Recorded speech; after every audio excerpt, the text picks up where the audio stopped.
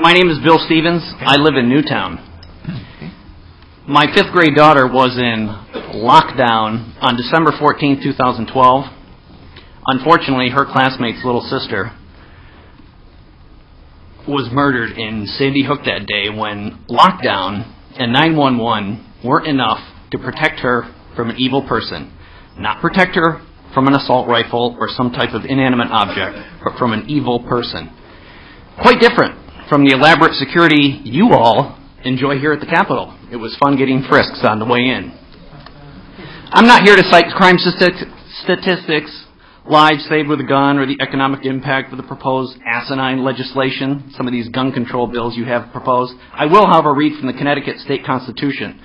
Section 15 reads very clearly, we all know what the Second Amendment says, but Section 15 in the State Constitution says very clearly, every citizen has a right to bear arms in defense of himself and the state. There's no registration, there's no permitting, there's no background checks. It's quite clear. I'm frankly shocked by some of the testimony today.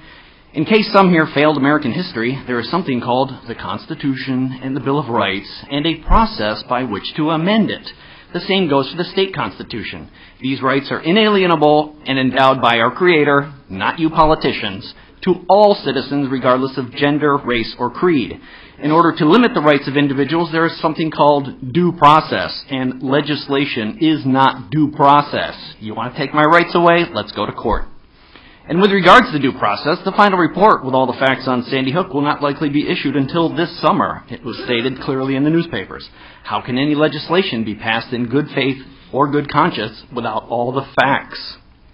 Again, gun ownership is a constitutional right, but it's not for everyone. That's okay, and shouldn't make gun owners suspects regardless of how many guns they have or how much ammunition they may have.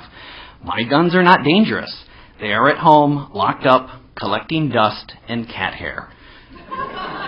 But criminals and tyrants especially, beware. Lockdown is not an option at the Stevens residence, and 911 will be dialed after the security of my home has been established. Why is that same security my daughter enjoys at home with her dad not available at school in Newtown? That is what you should be considering, not making her dad a criminal. Charlton Heston made the phrase, "from my cold dead hands," famous.